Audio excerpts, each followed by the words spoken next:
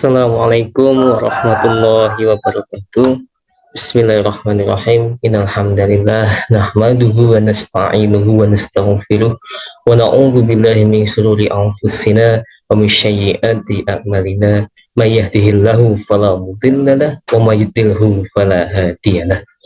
Asyhadu an la ilaha illallah wahdahu la syarikalah wa asyhadu anna Muhammadan 'abduhu wa rasuluhu la nabiyya ba'dah. Pertama-tama, marilah kita panjatkan bersyukur kita kehadirat Allah Subhanahu wa Ta'ala, yang mana pada kesempatan hari ini, di hari ketiga bulan Ramadan, tepatnya 25 Maret 2023, kita masih diizinkan oleh Allah Subhanahu wa Ta'ala untuk bertemu kembali dalam forum ini, forum sharing, ya, yang mana dengan forum ini kami harapkan, ya, melalui sharing ini kita sama-sama saling mengingatkan dalam hal kebaikan, dalam hal ketakwaan kita kepada Allah Subhanahu wa Ta'ala. Salawat dan salam semoga senantiasa tercurah limpahkan kepada junjungan kita, Nabi Muhammad sallallahu alaihi wasallam, serta keluarganya, sahabatnya, serta para pengikutnya yang senantiasa istiqomah memperjuangkan agama Islam hingga yaumul akhir. Ikhwan fillah yang dirahmati oleh Allah Subhanahu wa Ta'ala, kita lanjutkan kembali sharing kita. Adapun tema atau judul yang akan kita angkat pada kesempatan hari ini adalah konsep ketuhanan di dalam agama Islam.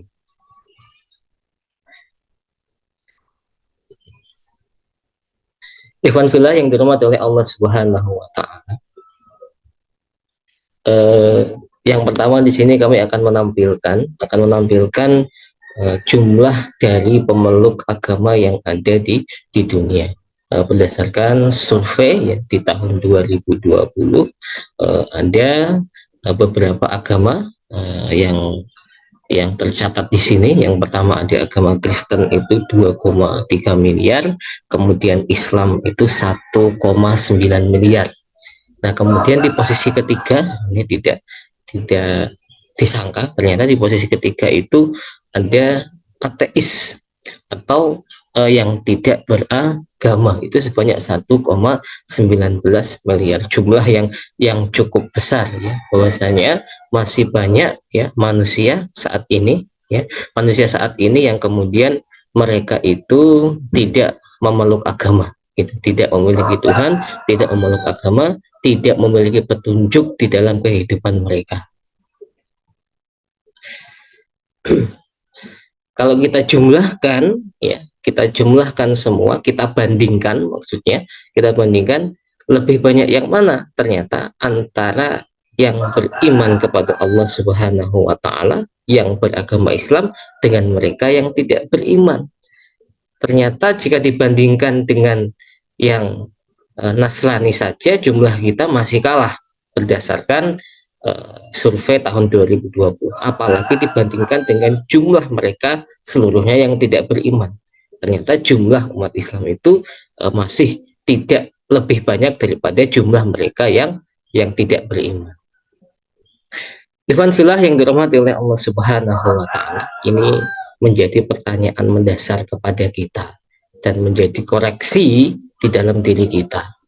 Mengapa sih kita itu memilih agama Islam dan memilih beriman kepada Allah Subhanahu wa Ta'ala? Apa alasannya? Begitu.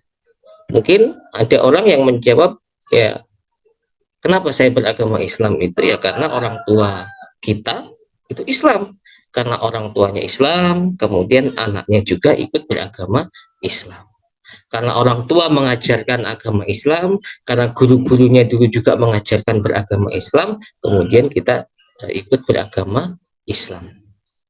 Nah, atau ada juga yang menjawab karena dinyatakan di dalam Al-Quran, begitu. Apakah kita beriman itu dikarenakan dinyatakan di dalam Al-Quran?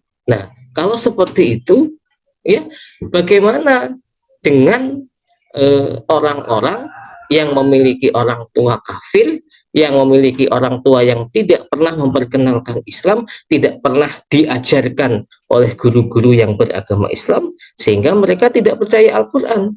Bagaimana mereka bisa mempercayai Al-Quran kalau mereka saja dari latar belakang keluarga yang tidak percaya dengan Al-Quran? Nah, itu menjadi bahan renungan bagi kita. Nah, atau mungkin ada yang punya jawaban lain, ya. Apakah kita beriman itu karena kita mendapatkan keajaiban, ya? Kita mengalami peristiwa keajaiban di dalam diri kita, begitu. Lantas kalau kita beriman lantaran mendapatkan keajaiban di dalam diri kita, mengalami peristiwa keajaiban di dalam diri kita, lantas bagaimana dengan orang-orang yang di dalam hidupnya itu tidak mendapatkan keajaiban? Karena keajaiban itu tidak semua orang itu pernah mengalaminya. Begitu. Atau mungkin ada peristiwa lain. Ternyata keajaiban-keajaiban itu juga bukan hanya terjadi pada Islam, ya. Contoh misalnya, dulu sempat sering beredar video-video ketika membelah tomat, di dalam tomat berlafazkan Allah. Kemudian di hutan ada deretan pohon yang kemudian membentuk kalimat la ilaha illallah, begitu.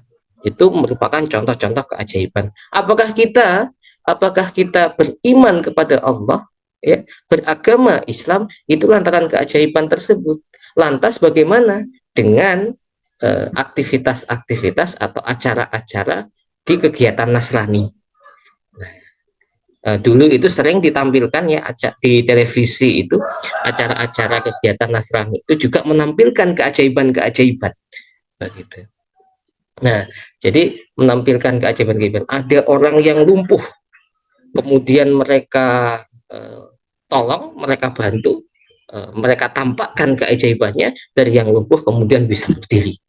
Nah, ada orang yang begini, ada orang yang sakit begini, kemudian ditampakkan keajaibannya, ya, kemudian mereka bisa sembuh. Nah, begitu juga pada agama lain, begitu. Dalam agama lain mungkin, ya, juga ada peristiwa-peristiwa keajaiban-keajaiban di dalam agama mereka. Nah, yang menjadi pertanyaan, apakah kita beragama Islam, beriman kepada Allah Subhanahu wa Ta'ala, lantaran kita mendapatkan atau mengalami suatu peristiwa keajaiban? Apakah atas dasar itu kita beriman kepada Allah? Nah, itu yang harus kita renungkan. Oleh karena itu, ikhwan filah yang dirahmati oleh Allah Subhanahu wa Ta'ala, agar adil, ya, agar adil, kita harus menggunakan standar yang sama.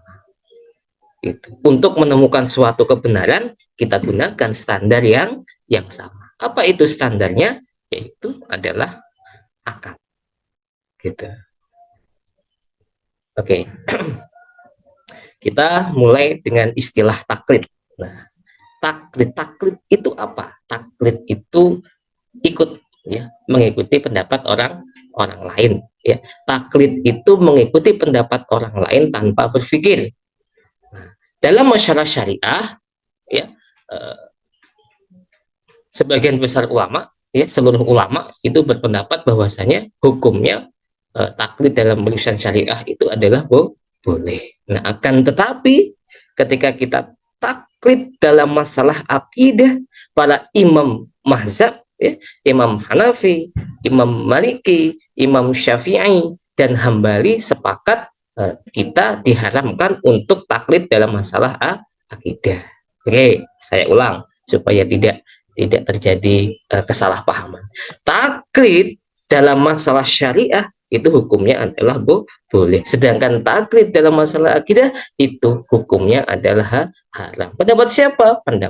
Pendapat dari imam mazhab, Imam Hanafi, Imam Maliki, Imam Syafi'i, dan juga Imam Hambali.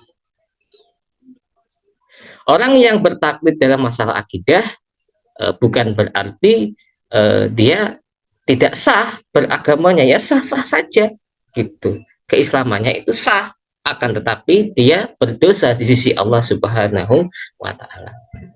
Artinya apa? Artinya kalau seandainya kita itu berislam karena taklid, karena ikut, ya, ikut-ikutan saja, atau kita ikut karena orang tua kita beragama Islam, ya kita tetap sah dikatakan sebagai umat Islam. Berislam kita itu tetap sah. Tapi kalau seandainya kita tidak mau berpikir, menemukan alasan, memahami akidah dengan benar, maka kita akan mendapatkan dosa dari Allah Subhanahu wa Ta'ala. Oleh karena itu, ya, selain kita diberikan kemudahan oleh Allah Subhanahu wa Ta'ala di dalam beragama Islam lantaran orang tua kita yang beragama Islam, marilah kita sama-sama berpikir, marilah kita sama-sama belajar untuk menemukan akidah Islam, memahami akidah Islam dengan benar, sehingga keislaman di dalam diri kita itu menjadi kokoh, menjadi kuat, menjadi mengkristal, sehingga tidak mudah goyah dengan banyak sekali tipuan-tipuan, dengan banyak sekali ujian-ujian dan cobaan kita ketika berada di luar, ketika berada di lingkungan masyarakat. Nah, kenapa saya sampaikan seperti ini? Karena banyak sekali kisah yang orang tuanya beragama Islam, dididik dengan cara yang Islami, namun ketika bermasyarakat dengan alasan tertentu, misalnya ketika mau menikah, ya, ketika mau menikah, kemudian dia menyukai atau mau menikah dengan orang yang non-Islam, orang yang Nasrani, wanita Nasrani yang cantik parasnya, misalnya seperti itu, kemudian ia rela untuk meninggalkan agama Islam demi bisa menikah dengan wanita yang tidak beragama Islam. Dan ini nggak cuma sedikit, ini banyak. Ini nggak cuma sekali, ini berkali-kali. Bahkan ada, ya, saya kenal dengan salah seorang orangnya ini, orang tuanya ini, ya, orang tuanya salah satu merbot masjid, aktif di masjid, ya, ikut membersihkan masjid, ikut menyiapkan sholat di masjid, ya, memiliki seorang anak yang dididik dengan cara Islam.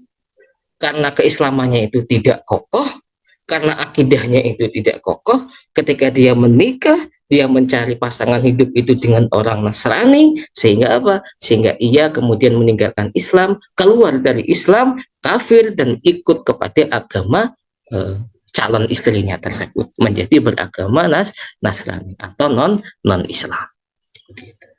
Ikhwan fillah yang dirahmati oleh Allah Subhanahu wa Ta'ala.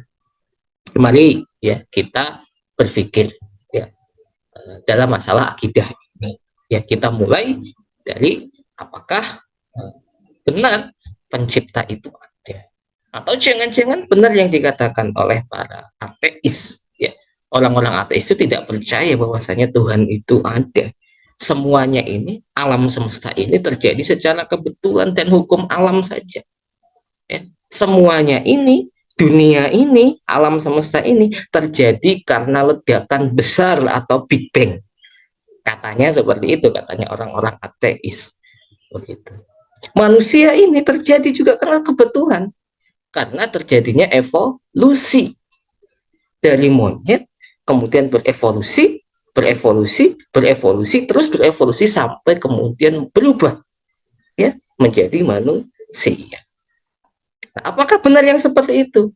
Atau sebenarnya alam semesta, dunia, matahari, ya, bulan, bintang, dan segala macamnya itu merupakan hasil dari penciptaan dari Al-Khaliq, dari Sang Maha Pencipta. Oleh karena itu, mari kita buktikan apakah Sang Maha Pencipta atau Al-Khaliq itu benar-benar ada.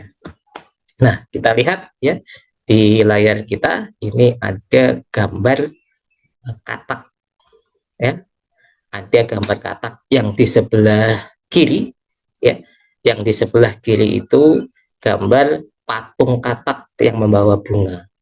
Gitu. Nah, kalau kita ditanya patung katak yang membawa bunga ini kira-kira tercipta dengan sendirinya atau ada yang menciptakan? Atau jangan-jangan tercipta karena adanya ledakan besar, kemudian meledak, kemudian menjadi patung katak yang sedemikian rupa. Atau terjadi karena kebetulan, misalnya ada sebuah batu, kemudian tertimpa batu lain, kemudian terkikis sama angin, terkikis sama air, kemudian tercipta sebuah patung katak, kemudian kejatuhan cat, kemudian kejatuhan yang lain segala macam, ya, sehingga tercipta sebuah patung katak yang seperti ini. Terjadinya secara kebetulan. Apakah seperti itu? Tentu kita sebagai orang yang berpikir bahwasanya katak ini, patung katak ini pasti ada yang menciptakan. Siapa? Yaitu manusia. Nah, kita beralih ke gambar berikutnya di sebelah kanan. Ada gambar apa? Ya, ini adalah gambar hewan katak. Kalau yang tadi patung katak, yang ini adalah yang ini adalah hewan katak. Nah, kalau yang patung katak saja itu ada yang menciptakan, ya, apalagi hewan katak. Hewan katak dengan struktur yang lebih rumit, ya, ada matanya yang bisa digunakan untuk melihat, ada mulutnya, ada kulitnya, ada kakinya yang bisa digunakan untuk melompat, ada struktur di dalam tubuhnya, ada peredaran darahnya dan lain sebagainya. Apakah kemudian ini terjadi karena kebetulan? Tentu saja tidak, ya, pasti ada yang menciptakan hewan berupa katak. Nah, kalau boneka katak pasti ada yang membuat, maka seekor katak pun pasti ada yang menciptakan. Nah, lanjut, kita ambil contoh yang lain. Nah, yang di sebelah kiri itu gambar gedung yang menjulang tinggi.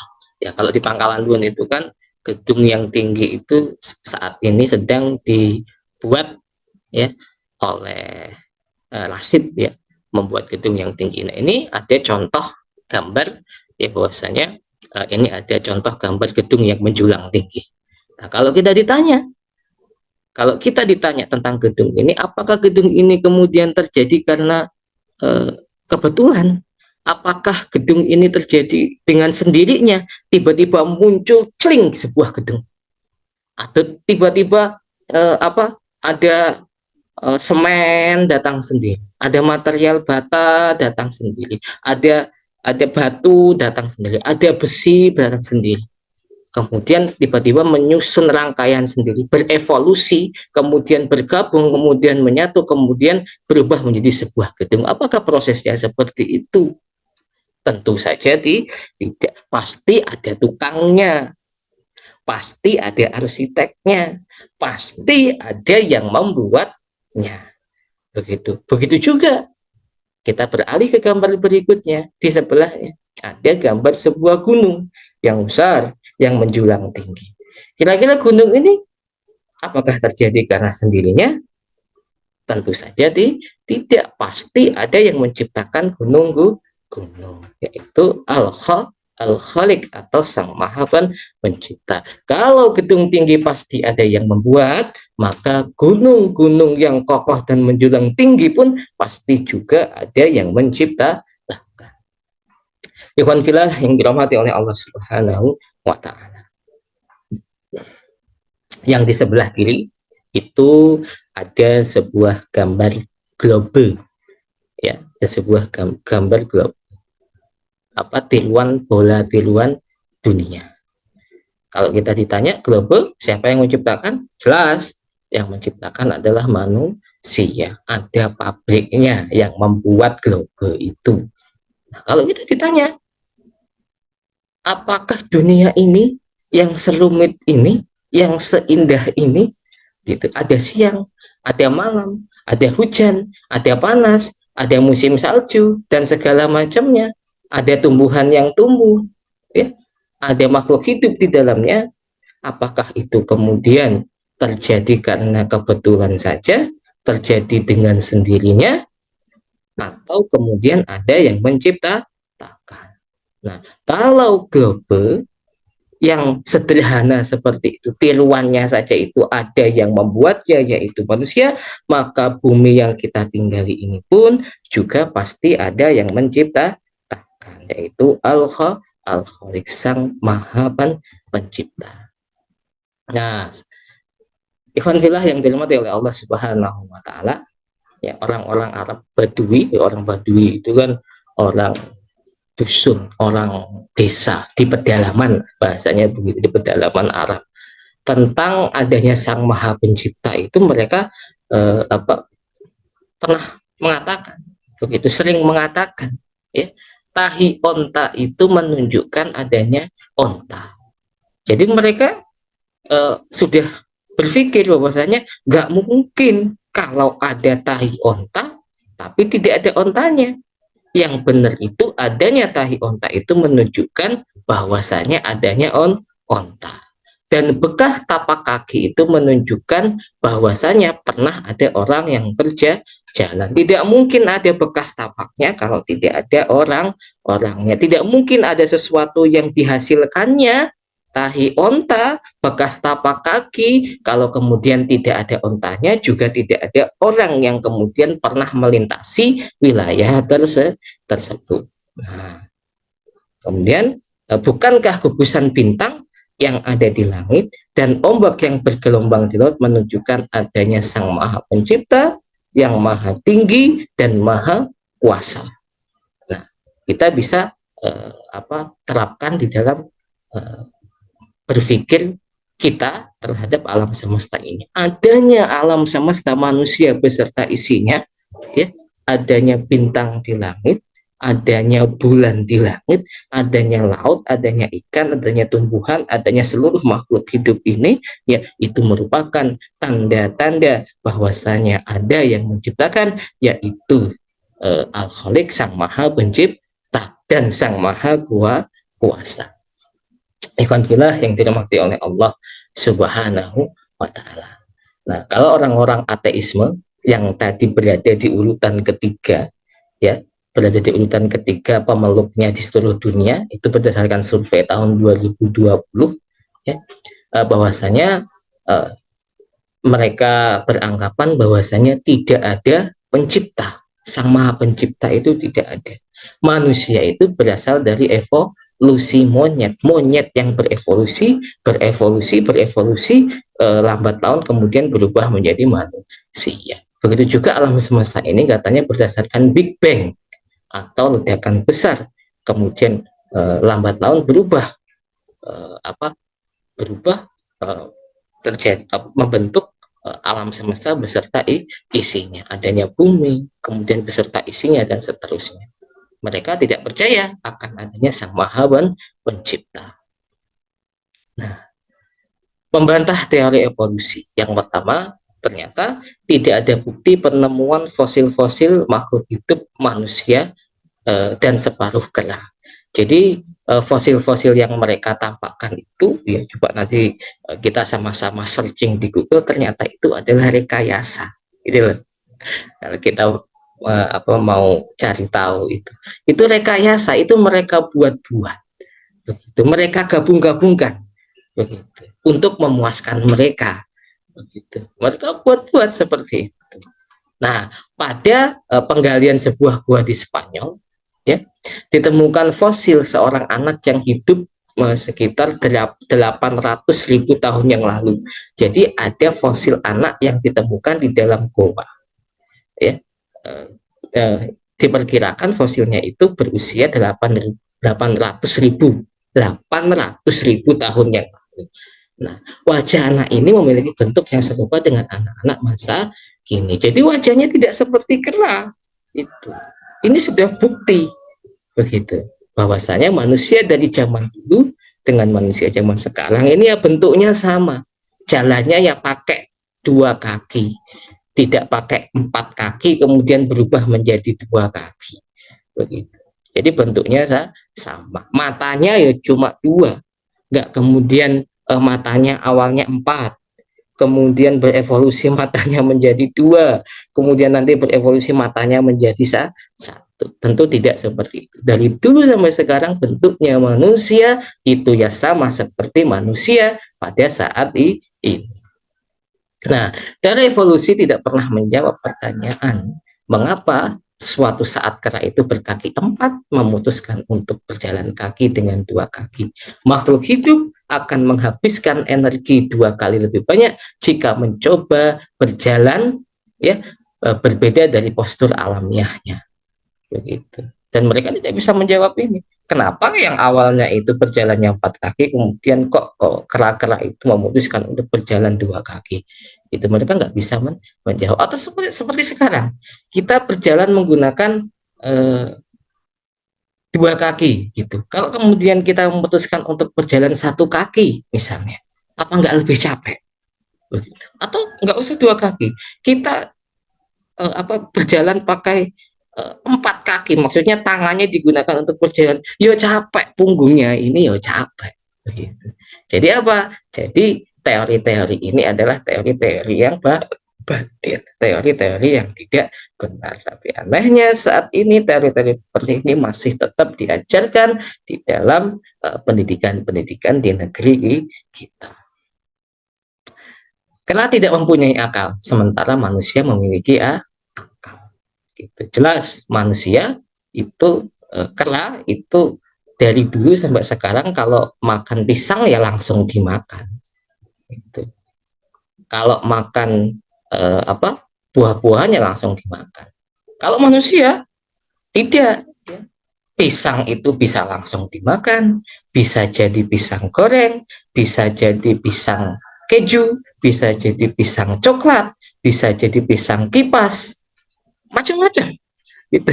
Buah-buahan juga begitu, bisa jadi jus, bisa jadi kue, cupcake, segala macam. Itu. Kenapa? Karena manusia itu memiliki akal. Kalau kera dari dulu sampai sekarang ya begitu. Kalau makan pisang ya pisang. Dan buktinya sampai sekarang kera-kera itu juga masih ada. Gitu. Nah, jadi teori evolusi itu teori yang menolak adanya Sang Maha Pencipta. Oke. Ikhwan fillah yang dirahmati oleh Allah Subhanahu wa Ta'ala. Jadi, sekali lagi, adanya manusia, alam semesta, dan kehidupan ini ya menunjukkan bahwasannya adanya Sang Maha Pencipta. Oleh karena itu, ya, ketika kita memikirkan Sang Maha Pencipta atau Al-Khaliq, itu kita menemukan 3 kemungkinan. Gitu. Yang pertama, apakah Al-Khaliq itu diciptakan oleh yang lain? Jadi ada yang menciptakan Al-Khaliq, begitu.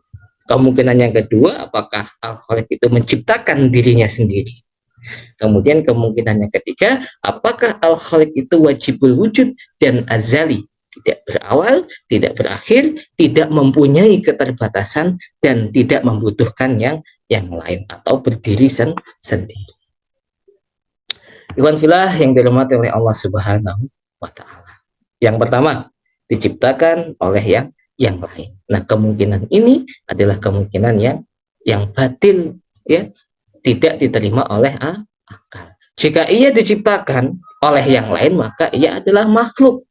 Dan makhluk itu sifatnya terbatas, yaitu membutuhkan yang lain untuk mengadakannya. Jadi manusia ini juga sifatnya terbatas. Ini pun yang kemudian membantah teori-teori ketuhanan yang kemudian menuhankan manusia. Kalau manusia itu ada yang menciptakan, ada awal, ada akhir, ada hidup, ada mati, ya, otomatis manusia itu sifatnya terbatas. Kalau ada Sang Maha Pencipta yang diciptakan oleh yang lainnya, maka Sang Maha Pencipta itu sifatnya terbatas. Jadi kemungkinan yang seperti ini adalah kemungkinan yang batil. Kalau terbatas, semuanya juga terbatas, kemampuannya juga terbatas, penglihatannya juga terbatas, ya, pendengarannya juga terbatas. Kita kalau ditanya, apakah kita bisa melihat jarak yang cukup jauh, misalkan mata kita?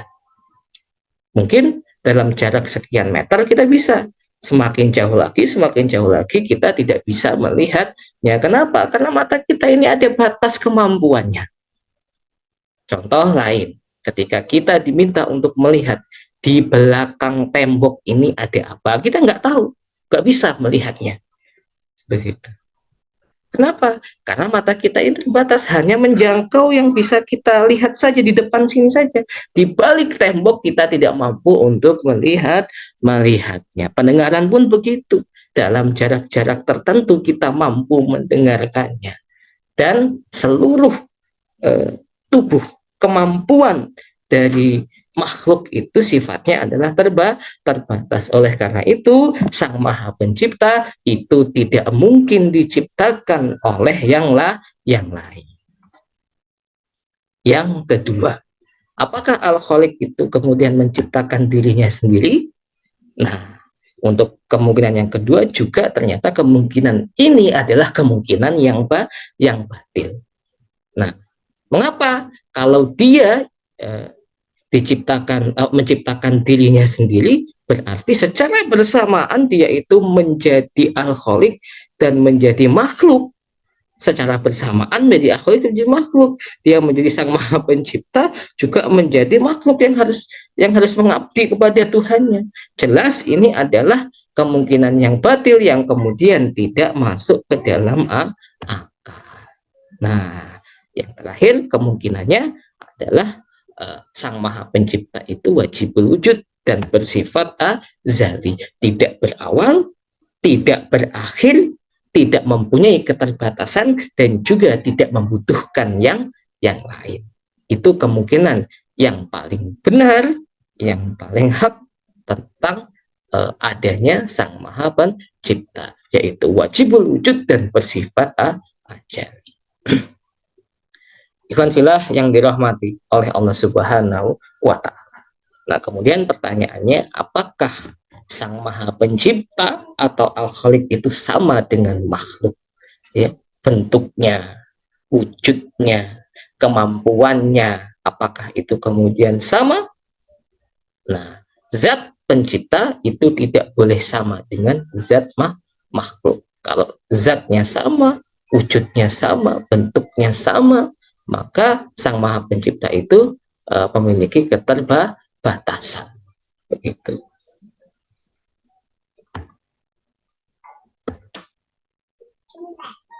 Nah, kemudian pertanyaan yang berikutnya, apakah Sang Maha Pencipta itu jumlahnya boleh lebih dari satu? Begitu.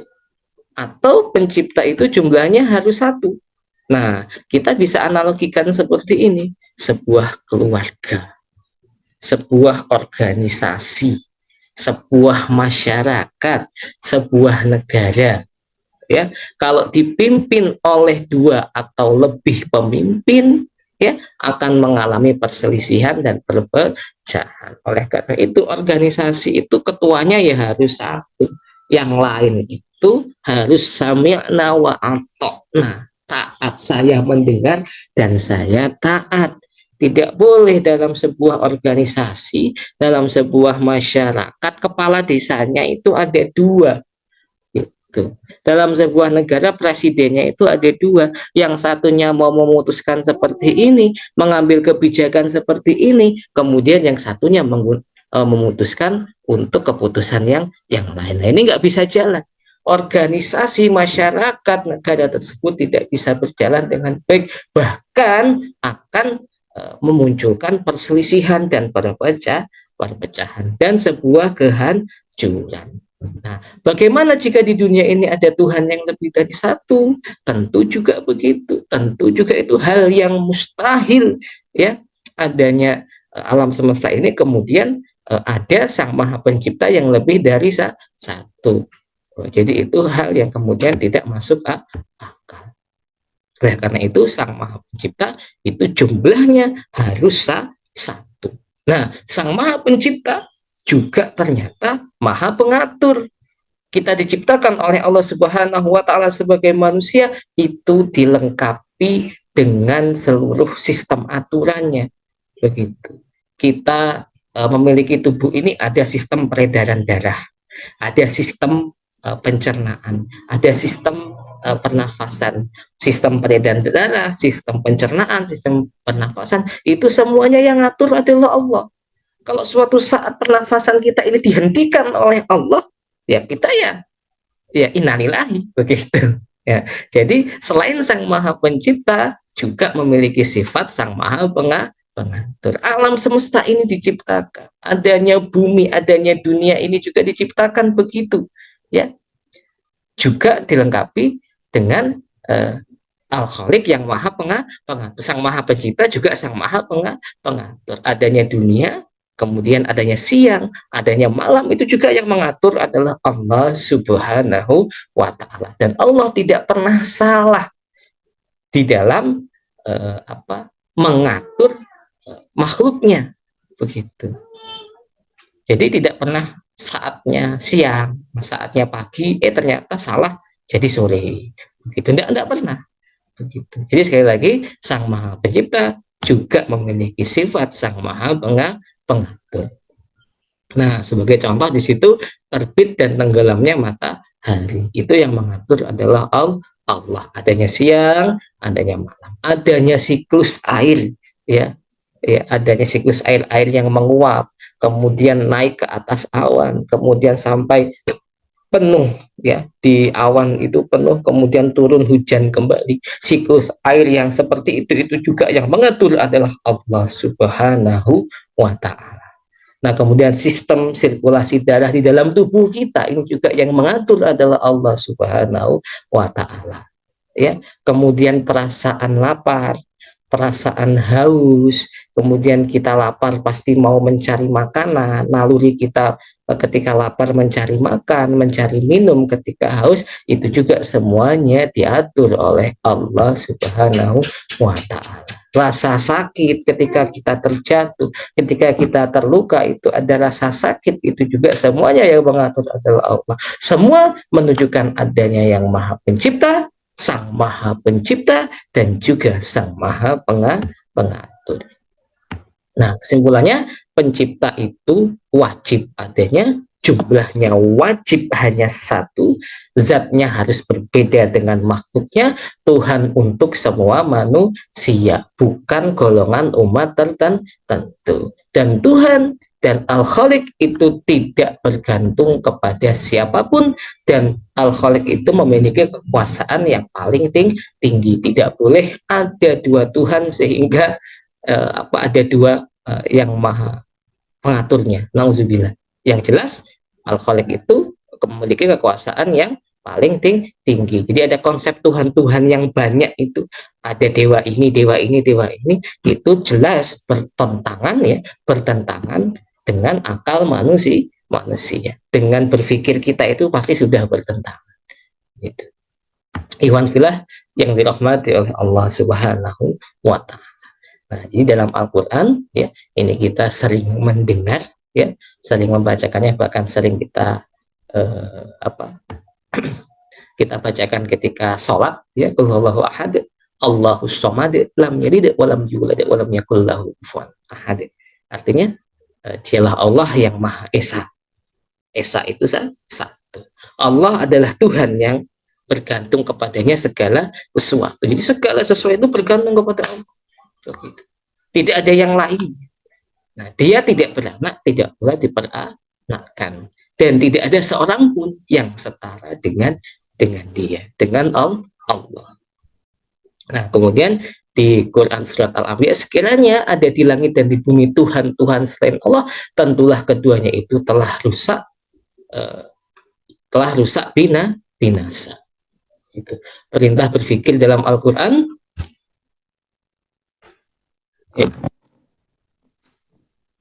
Perintah berpikir pada Al-Quran. Nah, jadi di Al-Quran kita diperintahkan oleh Allah Subhanahu wa Ta'ala untuk senantiasa berpikir. Jadi akidah Islam itu dibangun dengan akal. Cara pembuktian adanya pencipta di atas, ya, sejalan dengan banyak ayat di dalam Al-Quran yang memerintahkan manusia untuk melakukan perenungan mengenai kejadian manusia, alam semesta, dan kehidupan. Al-Quran mengajak manusia untuk mengamati segala apa yang ada di sekelilingnya, dan untuk membuktikan adanya Allah Subhanahu wa Ta'ala, pencipta yang maha pengatur. Ikhwan fillah yang dirahmati oleh Allah Subhanahu wa Ta'ala, contoh-contoh di dalam Al-Quran yang meminta kita untuk senantiasa berpikir tentang manusia, alam semesta, dan kehidupan adalah contohnya berada di dalam surah Al-Waqiah. Maka terangkanlah kepadaku tentang nutfah yang kamu pancarkan. Kamukah yang menciptakannya atau kamikah yang menciptakannya? Jadi ini pertanyaan dari Allah sekaligus pernyataan, ya, bahwasanya Allah lah yang menciptakan manusia. Nah, maka terangkanlah kepadaku tentang yang kamu tanam, ya. Kamukah yang menumbuhkannya atau kamikah yang menumbuhkannya? Jadi kita diminta untuk berpikir, untuk melihat alam semesta, manusia, dan kehidupan. Benarkah manusia yang menciptakannya atau Allah Subhanahu wa taala, Allah Subhanahu wa taala lah yang menciptakan kita? Begitu. Maka terangkanlah kepadaku tentang air yang kamu minum. Kamukah yang menurunkannya atau kamikah yang menurunkannya? Kalau kami kehendaki, niscaya kami jadikan dia asin.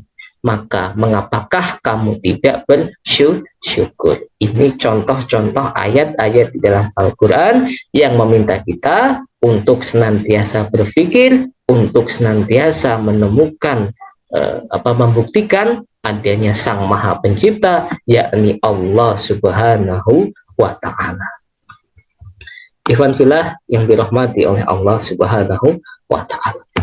Konsep pencipta dan cara membuktikannya, adanya pencipta menurut Al-Quran adalah konsep yang rasional, masuk akal, dan tidak terbantahkan. Kalau kita sudah menemukan konsepnya dan kita sudah membuktikan adanya Sang Maha Pencipta, ya, menurut Al-Quran, maka konsep ini, ya, konsep yang masuk akal ini akan menjadi konsep yang sangat kokoh yang kita pahami sebagai landasan yang sangat kokoh ketika kita beragama Islam dan tidak terbantahkan. Sehingga ketika di luar sana, ketika kita berada di luar sana, ada pernyataan-pernyataan dari agama lain, pemahaman dari agama lain, ya, tidak mampu menggoyahkan keimanan kita. Kenikmatan-kenikmatan yang lain, misalnya godaan-godaan dari wanita-wanita Nasrani misalnya, atau godaan-godaan dari sarimi satu kardus misalnya, itu kan juga ada, ya. Diberikan sarimi satu kardus, kemudian diajak ke tempat beribadah mereka, kemudian diajak masuk ke dalam agama mereka. Kalau keimanan kita kokoh, akidah kita kokoh, maka hal-hal yang seperti itu tidak mampu menggoyahkan keimanan dan akidah kita. Al-Quran memperkenalkan pencipta manusia, alam semesta, dan kehidupan itu bernama Allah Subhanahu wa Ta'ala. Alhamdulillah yang dirahmati oleh Allah Subhanahu wa Ta'ala. Allah Subhanahu wa Ta'ala merupakan zat yang hakiki, yang nyata ada, dan bukan hanya sekedar hayalan. Keberadaannya dapat dijangkau dan diindra melalui keberadaan makhluknya, meski mustahil untuk menjangkau dan melihatnya. Jadi meskipun kita tidak mampu untuk melihat Allah Subhanahu wa Ta'ala karena kemampuan mata kita yang terbatas, tapi kita bisa membuktikan keberadaannya dengan adanya yang diciptakan. Nah, analogi yang paling gampang itu ya kameramen, ya, fotografer atau kameramen. Kameramen itu atau fotografer itu kalau habis moto cepret, ada hasil fotonya, kira-kira kalau kita ditanya, ya, ini tadi ada yang moto nggak gitu, kok nggak kelihatan? Nah, pasti yang memfoto nggak kelihatan, tapi bukan berarti yang tidak kelihatan itu tidak ada kameramennya, bukan berarti tidak gitu. Ya pasti ada yang bertugas sebagai kameramen, gitu, yang bertugas sebagai fotografer. Buktinya apa? Buktinya ada hasil jepretan foto yang dia hasilkan. Jadi bukan berarti nggak kelihatan itu tidak ada. Allah, ya, kita tidak mampu melihat karena keterbatasan mata kita, bukan berarti Al-Khaliq itu tidak ada. Kita bisa membuktikan keberadaan Al-Khaliq itu melalui makhluk-makhluk yang Allah Subhanahu wa Ta'ala ciptakan. Nah, kemudian konsep ketuhanan hanya dengan konsep ketuhanan saja. Konsep-konsep yang ditawarkan oleh agama lain, oleh Kristen, oleh Yahudi, oleh Hindu, oleh Buddha, kita bisa menolaknya, ya, karena kita sudah yakin, karena kita sudah menemukan, karena kita sudah kokoh dengan konsep ketuhanan di dalam agama Islam. Konsep ketuhanan yang ditawarkan Islam adalah yang paling sesuai dengan apa yang kita bahas di atas, yang kita bahas barusan, begitu. Bagaimana? Sudah yakin mengapa kita memilih Islam dan beriman kepada Allah? Apa hanya sebatas ikut-ikutan? Apa hanya sebatas melihat suatu keajaiban, atau hanya sebatas getaran-getaran hati saja, atau sudah kita buktikan, ya, melalui konsep ketuhanan di dalam agama Islam. Ikhwan fillah yang dirahmati oleh Allah Subhanahu wa taala, ikhwan fillah yang dirahmati oleh Allah Subhanahu wa taala, demikian tadi sharing session kita pada kesempatan hari ini. Apabila ada kebenaran, tentunya kebenaran itu datangnya dari Allah Subhanahu wa taala, dan apabila ada kesalahan, sesungguhnya kesalahan itu munculnya dari diri saya pribadi, karena kekurangan saya, karena keterbatasan saya, ya. Selamat menjalankan ibadah puasa. Saya akhiri. Assalamualaikum warahmatullahi wabarakatuh.